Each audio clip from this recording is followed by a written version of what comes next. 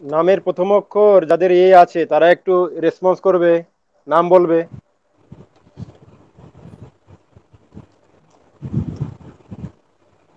Unmute করে নাম বলো।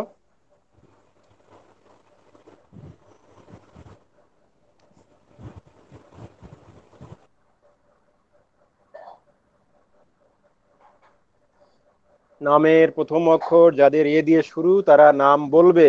আনমিউট করে নাম বলো। Akash, Manna, Manna, Achinta, Achinta, Achinta, Achinta.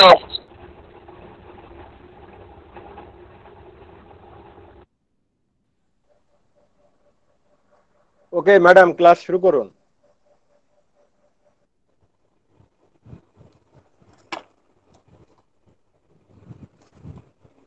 Good morning madam. হ্যাঁ, good morning. Good morning madam. Good morning. Silence, silence. ক্লাসের সময় কোনো কথা হবে না। যেটা হচ্ছে আজকে তোমাদের ক্লাস হচ্ছে ইভিএস ইএনএসটি, যেটা পরিবেশবিদ্যা, এনভায়রনমেন্ট স্টাডি। তোমাদের যে সিলেবাসটা মানে আছে সেটা আমি আজকে তোমাদের বলছি। ফার্স্ট হচ্ছে ম্যান অ্যান্ড এনভায়রনমেন্ট। এক নম্বর হচ্ছে ম্যান অ্যান্ড ম্যাম এটা এনভায়রনমেন্ট। পদার্থবিদ্যা। এনভায়রনমেন্ট সেটা হচ্ছে মানুষ আর পরিবেশ। 2 নম্বর হচ্ছে ডিজাস্টার অ্যান্ড এনভায়রনমেন্ট, পরিবেশ বিপর্যয়। 3 নম্বর হচ্ছে তোমার এনার্জি অ্যান্ড এনভায়রনমেন্ট, শক্তি এবং পরিবেশ। তারপরের হচ্ছে এনভায়রনমেন্ট পলিউশন, পরিবেশের দূষণ।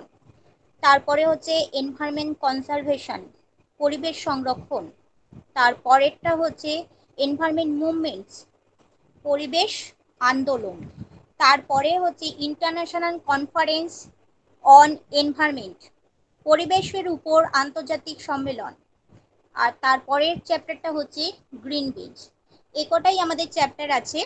তার মধ্যে থেকে তোমাদের যে ফার্স্ট চ্যাপ্টারটা আমি শুরু করছি, ম্যান অ্যান্ড এনভায়রনমেন্ট, মানুষ আর পরিবেশ। ফার্স্ট যে কোশ্চেন বলছি আমি, পরিবেশ বলতে কি বোঝো বা পরিবেশ কাকে বলে? পরিবেশ বলতে বোঝায় আমাদের চারপাশের পারিপার্শ্বিক অবস্থাকে। পারিপার্শ্বিক অবস্থা বলতে কি, শুধু পরিবেশ মানুষকে নিয়ে তৈরি হয় না। পরিবেশ হচ্ছে উদ্ভিদ, প্রাণী, আণুবীক্ষণিক জীব অর্থাৎ সজীব উপাদান প্লাস হচ্ছে নির্জীব উপাদান যাদের কোনো প্রাণ নেই, যেমন মাটি, জল, আলো, বাতাস, এদেরকে নিয়ে পরিবেশ। এবার পরিবেশ আমাদের অনেক রকমের হয়, যেমন আমার চারপাশের অবস্থা হচ্ছে একটা পরিবেশ। পরিবেশে কি কি আছে, ধরো হচ্ছে আমাদের বাড়ির একটা পরিবেশ, আমাদের পাড়ার পরিবেশ, আমাদের স্কুলের পরিবেশ, তারপর হচ্ছে আমাদের যেখানে আমরা খেলতে যাই সেখানকার পরিবেশ। সমস্ত রকমের অনেক রকমের পরিবেশ আছে। এবার আমরা পরিবেশকে কয় ভাগে ভাগ করতে পারি? পরিবেশকে আমরা 3 ভাগে ভাগ করতে পারি। একটা হচ্ছে প্রাকৃতিক পরিবেশ, একটা হচ্ছে সজীব পরিবেশ, আর একটা হচ্ছে সামাজিক পরিবেশ। প্রাকৃতিক পরিবেশ বলতে কি বোঝে, যেখানে প্রকৃতি থেকে যেই পরিবেশটা সৃষ্টি হচ্ছে, যে নিজে থেকেই তৈরি হচ্ছে, যাকে সৃষ্টি করার জন্য কারোর দরকার পড়ে না, সেটা হচ্ছে প্রাকৃতিক পরিবেশ। আর একটা জৈবিক পরিবেশ, যেটা সজীব উপাদান, যেমন হচ্ছে উদ্ভিদ, প্রাণী, আণুবীক্ষণিক জীব, এরা হচ্ছে জৈবিক পরিবেশ। আর একটা সামাজিক পরিবেশ, যেটা হচ্ছে সামাজিক পরিবেশ বলতে মানুষের দ্বারা সৃষ্ট পরিবেশ, এটা হচ্ছে সামাজিক পরিবেশ। এবার বলা হয় যে পরিবেশের কটি উপাদান আছে, বলতে গেলে বলা যায় যে 3টি উপাদান পরিবেশের। এক হচ্ছে লিথোস্ফিয়ার, হাইড্রোস্ফিয়ার, অ্যাটমসফিয়ার। লিথোস্ফিয়ার বলতে কি বোঝায়? লিথোস্ফিয়ার বলতে বোঝায় মাটি, যেখানে আমরা হেঁটে চলছি, যার উপর দিয়ে আমরা হেঁটে চলছি, যেখানে আমরা চাষবাস করছি, সমস্ত রকমের কাজ বাজ করছি, সেটা হচ্ছে মাটি। মাটি আমাদের, মাটির অংশ যেটা আছে পৃথিবীর প্রায় তোমার হচ্ছে অতি প্রয়োজনীয় অংশ, এখানে জৈবিক ক্রিয়াও সংগঠিত হয়। আর একটা হচ্ছে হাইড্রোস্ফিয়ার, যেটা হচ্ছে জল। হাইড্রোস্ফিয়ার হচ্ছে জল, যে কোনো জল, সমুদ্রের জল, নদী, হ্রদ, ভৌমজল, যে কোনো পুকুর, খাল, বিল, সব কিছুর জলকেই বলা হচ্ছে হাইড্রোস্ফিয়ার। আর লিথোস্ফিয়ার হচ্ছে বায়ুস্তর, যেটা হচ্ছে মাটি, জল বাদ দিয়ে যেটা আমাদের আকাশে যে বায়ু দেখা যাচ্ছে, সেটা হচ্ছে বায়ুস্তর, যেখানে কঠিন, তরল সমস্ত পদার্থ ভাসমান অবস্থায় আছে, সেটা হচ্ছে অ্যাটমসফিয়ার। এই তিনটে আমাদের উপাদান আছে। এবার হচ্ছে পরিবেশ পরিবেশ শিক্ষার প্রয়োজনীয়তা কেন? পরিবেশটা আমরা কেন শিখছি? পরিবেশ শিক্ষার প্রয়োজনীয়তা হচ্ছে, এক হচ্ছে পরিবেশ সম্পর্কে আমরা জানতে পারবো, পরিবেশে কি কি থাকতে পারে। আমরা অনেক কিছুই জানি না, যে সজীব উপাদান কি আছে, নির্জীব উপাদান কি আছে, সেগুলি সম্পর্কে আমরা জানতে পারবো। এছাড়া আমরা যে কিছুক্ষণ আগে বললাম, মাটির উপরে আমাদের মাটির উপরেই আমরা চলাফেরা করছি, সেই বাস্তুতন্ত্র এখানকার বাস্তুতন্ত্র সম্পর্কে আমরা জানতে পারবো। তারপরে কি, আমাদের অনেক রকমের বিপর্যয় হয়, যেমন প্রাকৃতিক বিপর্যয় হয়, আবার মানুষের দ্বারা সৃষ্ট বিপর্যয় হয়, সেই সম্পর্কে আমরা জানতে পারবো।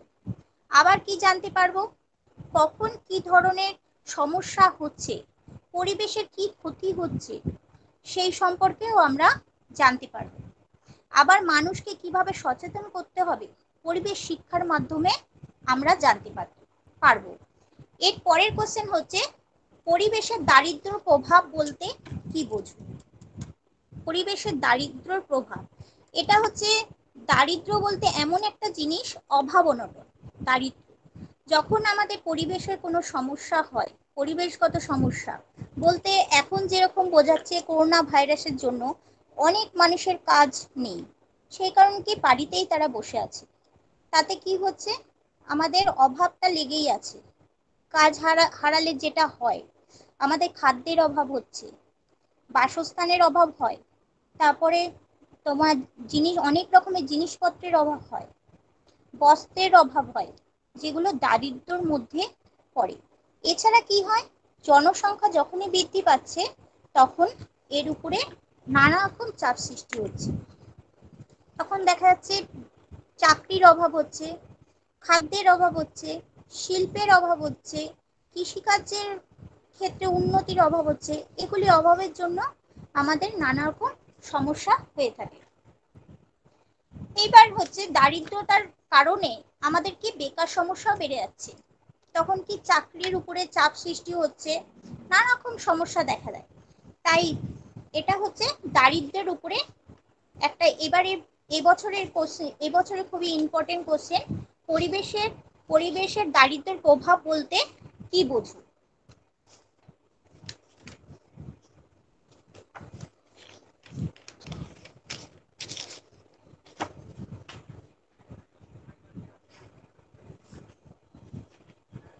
পরিবেশের দারিদ্র্যের প্রভাব বলতে কি বোঝো? এর পরের কোশ্চেন হচ্ছে, জনসংখ্যা বৃদ্ধির সঙ্গে তোমার পরিবেশ দূষণের সম্পর্ক কি? জনসংখ্যাটা বৃদ্ধি হচ্ছে, এরপরে আমাদের পরিবেশ দূষণ হচ্ছে। কি কি? কৃষির জনসংখ্যা যখনই বৃদ্ধি হচ্ছে, তখন আমাদের কৃষিকাজের উন্নতি করতে হবে, কারণ আমাদের খাদ্যের চাহিদাটা মেটাতে হবে।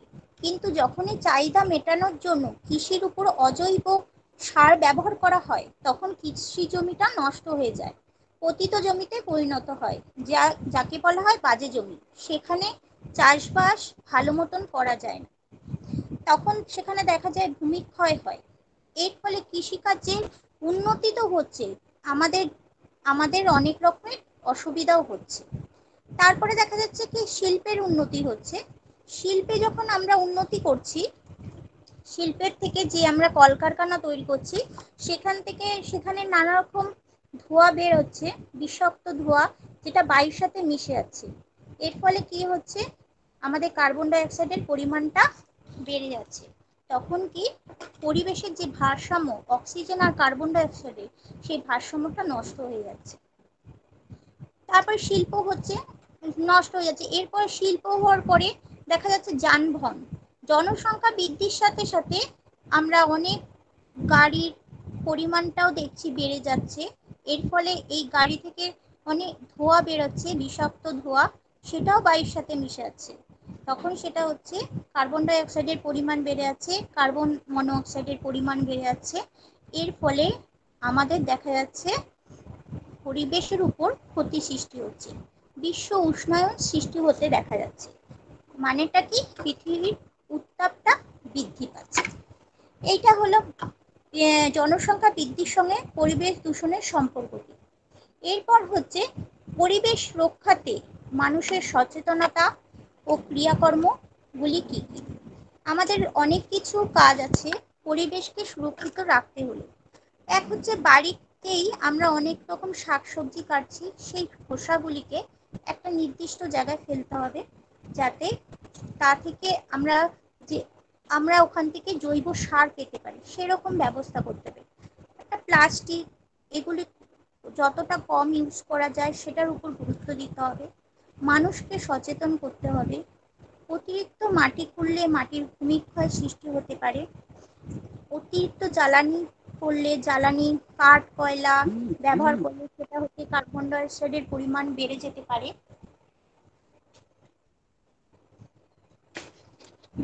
পারে। এবার খনিজ জ্বালানি, তারপর তোমার এইসবের জন্য আমাদের পরিবেশের দূষণ সৃষ্টি হয়,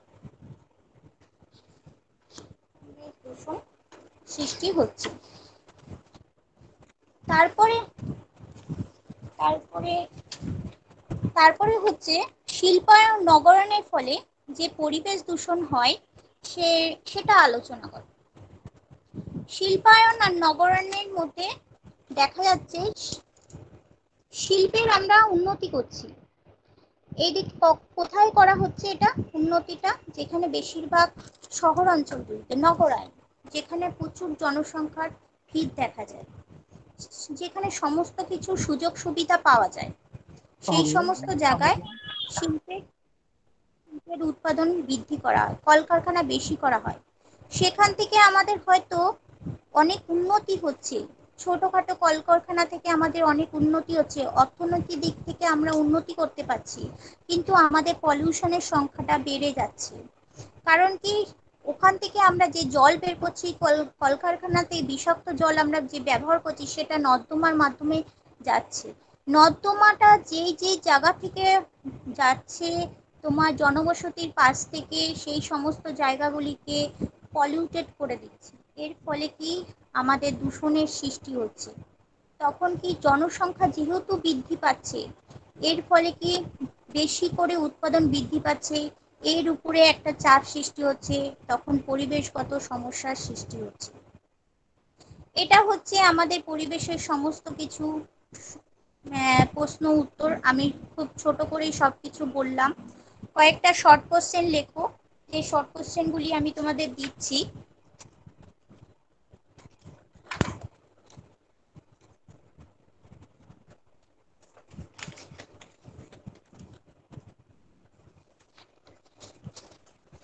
লেখো, বিশ্ব পরিবেশ দিবস কোনটি?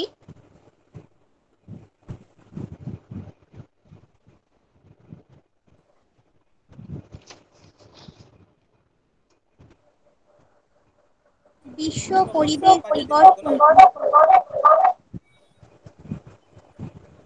বিশ্ব পরিবেশ দিবস কোনটি? লেখো। 5ই জুন বিশ্ব পরিবেশ দিবস হিসাবে পালিত হয়।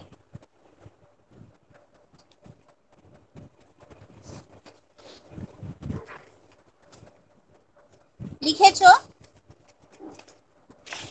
হ্যালো, হ্যাঁ ম্যাডাম, হয়ে গেছে।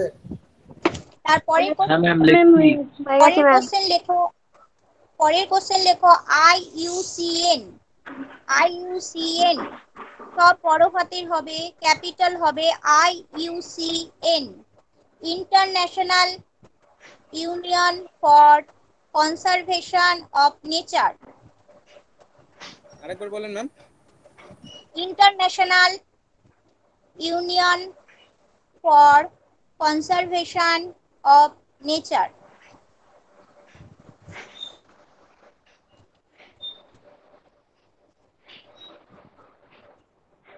তারপরের কোশ্চেন লেখো, GPI এর ফুল ফর্ম। GPI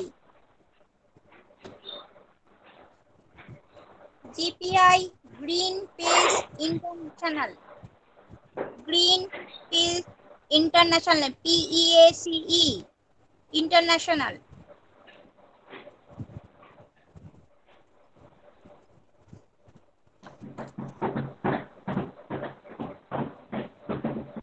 তারপরে কোশ্চেন লেখো, UNESCO। UNESCO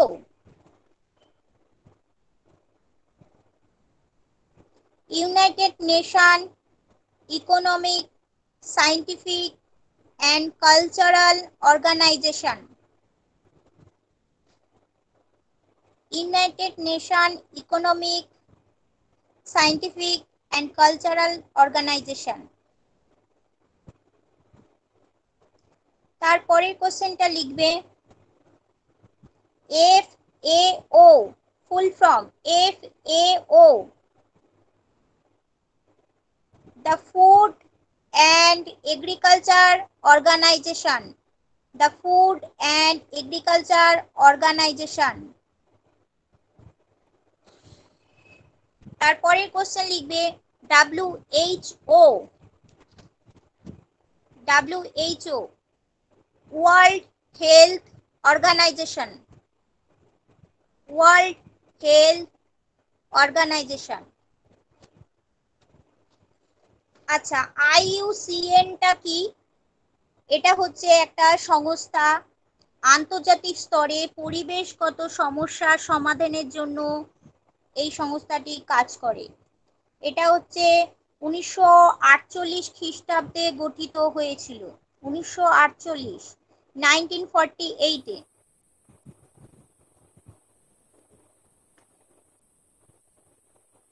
তারপরেরটা হচ্ছে GPI, গ্রিন পিস ইন্টারন্যাশনাল।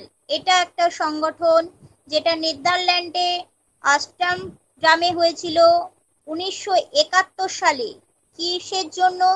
জীববৈচিত্র্য রক্ষা, পরিবেশকে সুরক্ষিত করার জন্য এই সংগঠনটি গঠিত হয়েছিল।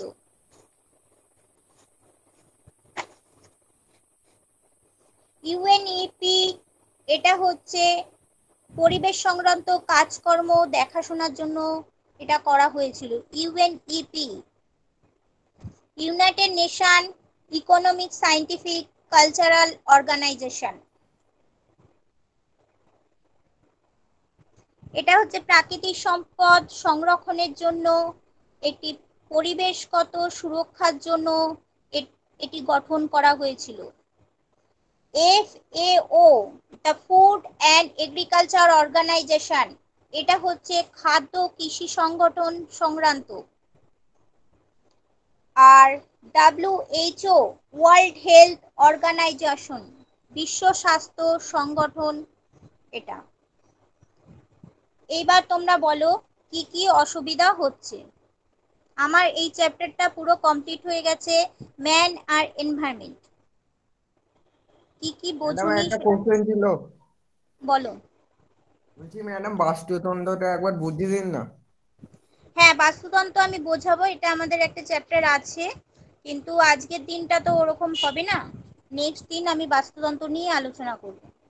Okay madam. নেক্সট দিন মানে কালকে ক্লাস আছে নাকি? না, কালকে ক্লাস হবে না, স্যার যেদিন বলবেন সেই দিনই হবে। ঠিক আছে ম্যাম। ঠিক আছে, ওকে ম্যাডাম। Okay ma'am. আচ্ছা, তাহলে তোমাদের আমি প্রশ্ন জিজ্ঞাসা করি একটু। ঠিক আছে ম্যাডাম, করুন। বলবে তোমরা, যেটা বলছি পরিবেশের উপাদান কটি বলো।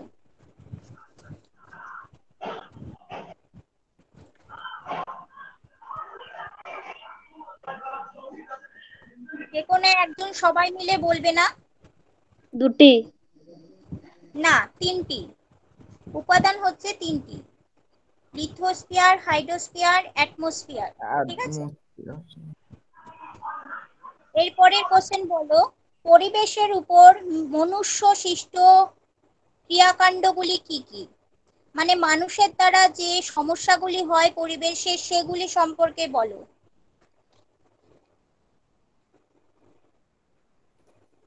জল দূষণ, পরিবেশ দূষণ।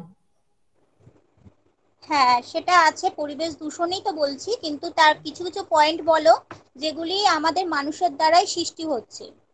ও তো কলকারখানার নির্গত ম্যাম, ধোঁয়া বায়ু পরিবেশকে দূষণ। দূষিত। বায়ু দূষণ। হ্যাঁ, এগুলি আছে। হ্যাঁ, এটা আমি ডিটেলসে একটা বলছি, যেটা হচ্ছে বৃক্ষচ্ছেদন, অতিরিক্ত গাছপালা কেটে ফেলা। ঠিক আছে, দ্রুত নগর উন্নয়ন, মানে যেগুলো বড় বড় বাড়ি ঘর, যে ফ্ল্যাট তৈরি করা হচ্ছে, শহর অঞ্চলগুলিকে বোঝানো হচ্ছে। আর যেটা হচ্ছে দ্রুত অধিক পরিমাণে শিল্প স্থাপন, আর একটা হচ্ছে ভীষণভাবে জনসংখ্যা বৃদ্ধি। ঠিক আছে, এবার বলো প্রাকৃতিক কারণে পরিবেশ দূষণ ঘটছে কি কি? প্রাকৃতিক কারণ, প্রাকৃতিক কারণে কি কি হতে পারে বলো?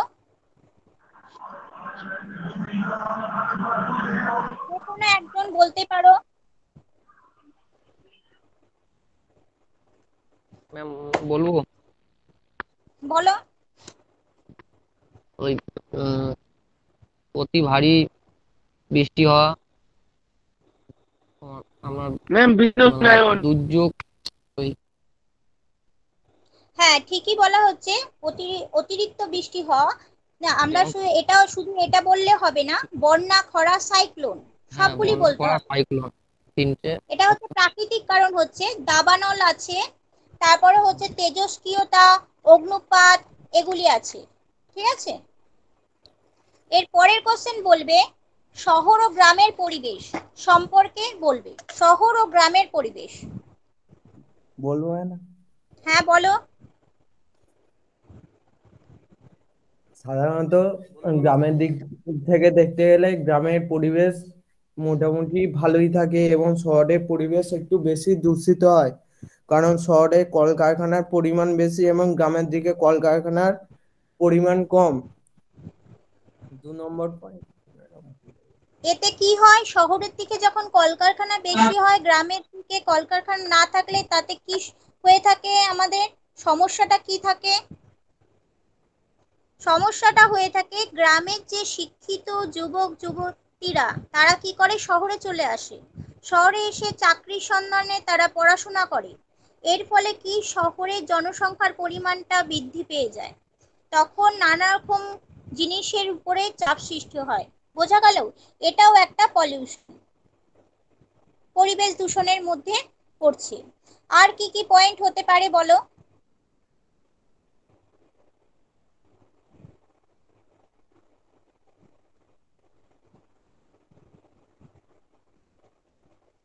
গ্রামের দিকে গাড়ি ঘোড়ার চাপ কম থাকায় পরিবেশ কম দূষিত হয় এবং শহর অঞ্চলের দিকে গাড়ি ঘোড়ার চাপ থাকায় মানে পরিবেশ বেশি দূষিত হয়। হ্যাঁ হ্যাঁ, মানে একদম এখন ঠিক গ্রামের আছে। দিকেও মেলা গাড়ি। হ্যাঁ হ্যাঁ, এইবার বলবে পরিবেশের উত্থান ও বিকাশ, মানে আমরা পরিবেশকে উত্থান করছি আর বিকাশ করছি, এর মূল কারণগুলি কি কি? মানে আরেকবার বলুন কোশ্চেনটা। পরিবেশের উন্নতি করছি, আরো পরিবেশকে এগিয়ে নিয়ে যাওয়ার ব্যবস্থা করছি, সেই সম্পর্কে কিছু বলবে।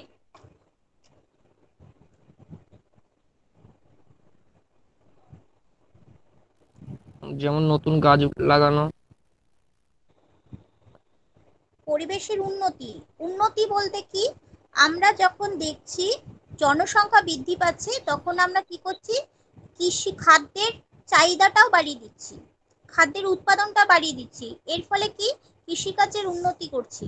কৃষির ক্ষেত্রে কি করা হচ্ছে, অজৈব সারকে ব্যবহার করছে, যেখানে জৈব সারের পরিমাণ কমে যাচ্ছে এবং অজৈব সারকে ব্যবহার করার ফলে খাদ্যের পরিমাণটা বৃদ্ধি পাচ্ছে। কিন্তু আমাদের মৃত্তিকার উপর প্রচন্ড চাপ সৃষ্টি হচ্ছে, মৃত্তিকা ক্ষয় হচ্ছে। এর ফলে ওখানে ভালো চাষবাস হচ্ছে না। এর ফলে ওই মৃত্তিকা ক্ষয় দেখা যাচ্ছে, ভূমিক্ষয় হতে দেখা যাচ্ছে। ঠিক আছে, পতিত জমিতে পরিণত হচ্ছে। আর কোনো পয়েন্ট?